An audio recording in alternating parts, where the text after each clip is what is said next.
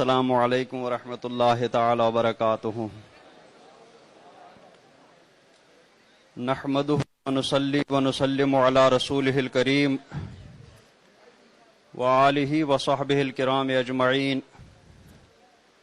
ومن تبعہم بإحسان الی یوم الدین۔ اما بعد فاعوذ باللہ من الشیطان الرجیم، بسم اللہ الرحمن الرحیم۔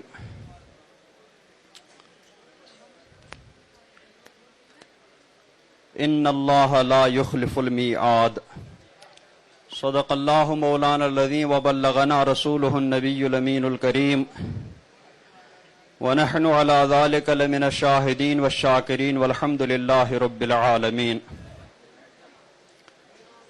آئیے سب سے پہلے اپنے آقا و مولا تاجدار مدینہ صلی اللہ تعالی علیہ وسلم کی بارگاہ بے کس پناہ میں درود شریف کا نذرانہ پیش کریں، پڑھیں بآواز بلند، اللہم صلی علی سیدنا محمد وعلی آل سیدنا محمد واصحاب سیدنا محمد وبارک وسلم علیہم۔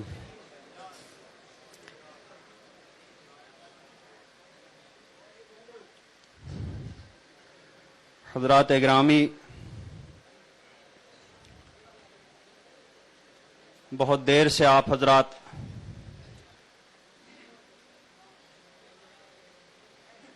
بزرگان دین کے بارے میں،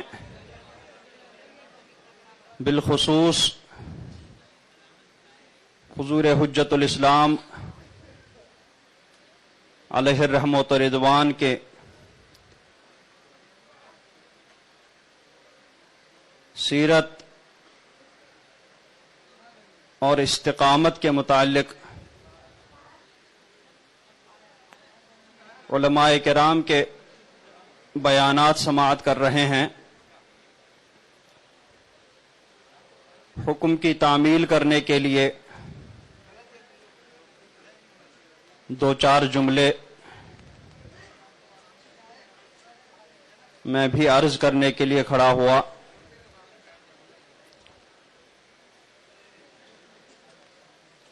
بزرگوں کے واقعات، بزرگوں کی سیرت، بزرگوں کے بارے میں حکایات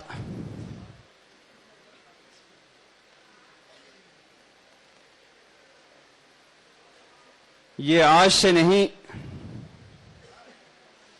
بلکہ یہ قرآن پاک کی سنت پر عمل کرتے ہوئے برسوں سے چلا آ رہا ہے۔ قرآن پاک میں بھی اللہ تبارک و تعالی نے انبیاء کرام اور صالحین اعظام کے صبر اور استقامت اور دین پر قائم رہنے کے بے شمار واقعات ارشاد فرمائے ہیں۔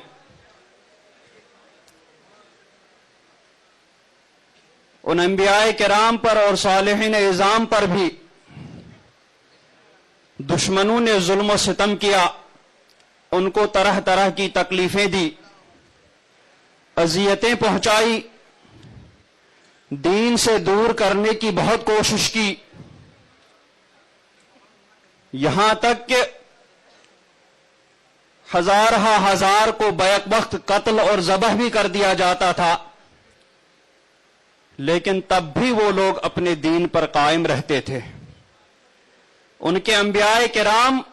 انہیں اللہ تبارک و تعالی کا وعدہ یاد دلایا کرتے تھے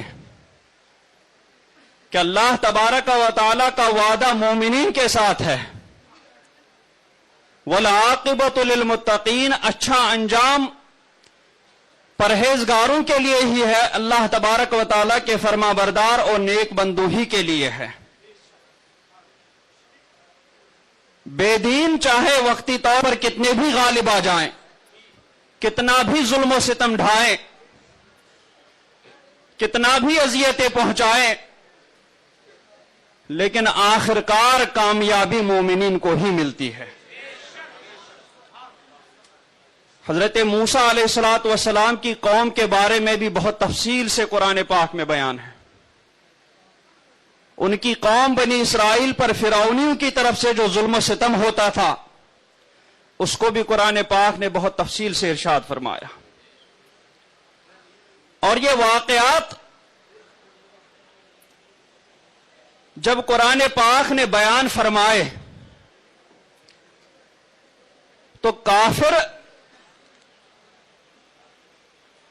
ان واقعات کو سن کر کے اساطیر الاولین کہا کرتے تھے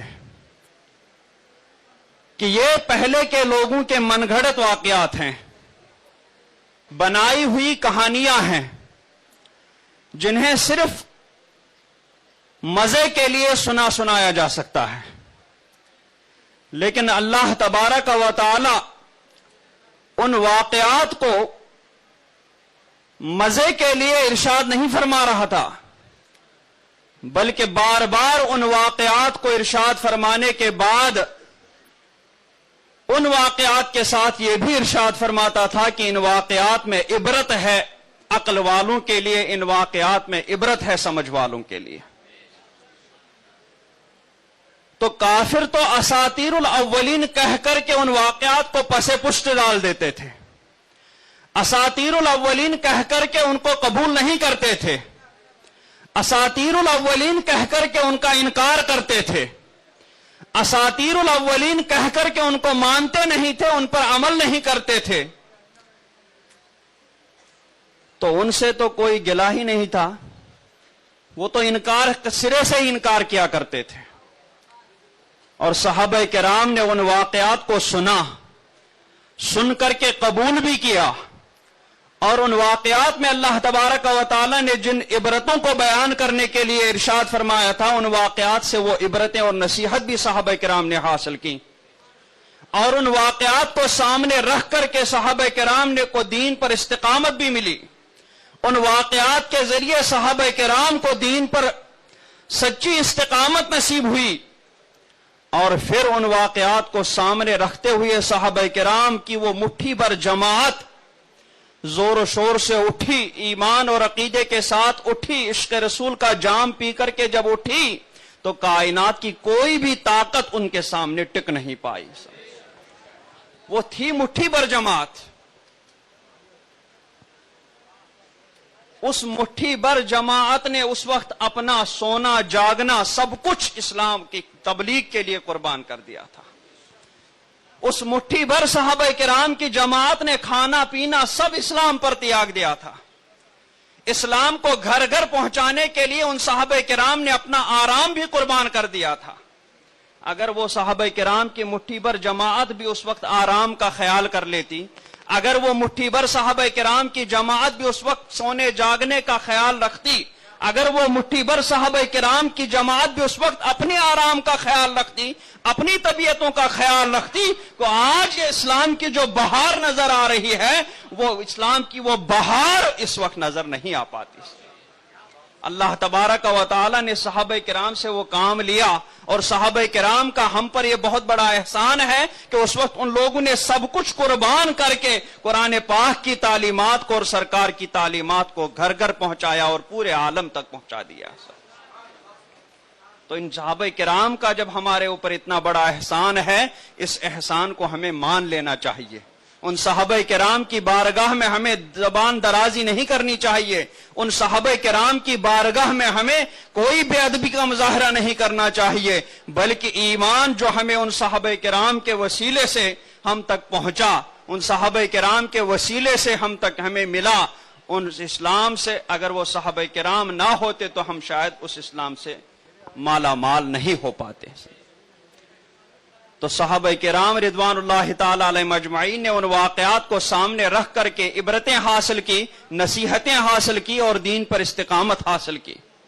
لیکن آج ہم بھی اگرچہ ان واقعات کا انکار نہیں کرتے، قرآن پاک میں بیان کیے ہوئے انبیاء کرام کے صبر و رضا کے واقعات کا انکار تو نہیں کرتے ہیں، لیکن ہم ان کے ساتھ ویسا ہی سلوک کر رہے ہیں جیسا کہ کفار اس وقت ان کے ساتھ سلوک کر لیا کرتے تھے، یعنی ان پر عمل نہیں کر رہے ہیں، ان کو صرف مزے کے لیے سن رہے ہیں، تھوڑی دیر محظوظ ہو جاتے ہیں، لیکن ان سے جو عبرتیں حاصل کرنی ہیں ان عبرتوں کو ہم حاصل نہیں کرتے ہیں۔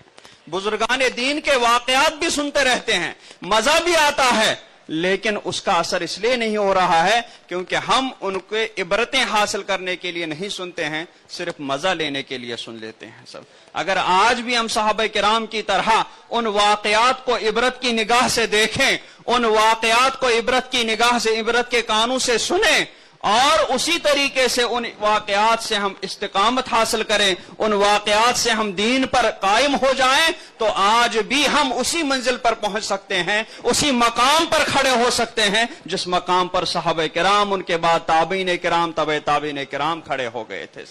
آج بھی ہم بلندیوں کے ان مقامات کو چھو سکتے ہیں جن بلندیوں کے مقامات کو کبھی ایمان والے چھو لیا کرتے تھے۔ ان ذلت کی پستیوں میں ہم نہیں گر جاتے اگر ہم قرآن پاک کے ان واقعات کو عبرت کی نگاہ سے پڑھتے اور ان کو قبول کر لیتے سب۔ تو ہماری ذلت اور رسوائی کی وہی ایک وجہ ہے کہ ہم ان واقعات کو، بزرگان دین کے واقعات کو، صحابہ کرام کے بے شمار واقعات سن لیتے ہیں، لیکن ان میں جو ہزارہا عبرتیں ہیں اور نصیحتیں ہمارے لیے ہیں، ان نصیحتوں کو ہم عمل نہیں لاتے ہیں، ان عبرتوں کو ہم عمل میں نہیں لاتے ہیں۔ اس وجہ سے ہمیں ان واقعات کے سننے سنانے کا بظاہر کوئی فائدہ نہیں ہوتا، ان کے سننے سے ہماری زندگی میں کوئی انقلاب نہیں آتا، ان کے سننے سے ہماری زندگی میں کوئی بدلاؤ نہیں آتا ہے۔ اگر ہم آج بھی ان کو عبرت کی نگاہ سے دیکھیں گے، عبرت کے کانوں سے سنیں گے، تو ہماری زندگی میں بھی بالکل بدلاؤ آ جائے گا، ہماری زندگی میں بھی بہت اچھی تبدیلی آ جائے گی، جو قرآن پاک پر عمل کی برکت سے اور ان بزرگان دین کے واقعات کی برکت سے ہمیں حاصل ہو سکتی ہے۔ اللہ تبارک و تعالی ہمیں واقعات سن کر کے ان کو قبول کرنے کی اور ان کو ان عمل میں لانے کی، ان سے عبرت حاصل کرنے کی توفیق رفیق عطا فرمائے۔ وصلی اللہ تعالی علی خیر خلقہ محمد وعلی آلہ وصحبہ اجمعین برحمتک یا ارحم الراحمین۔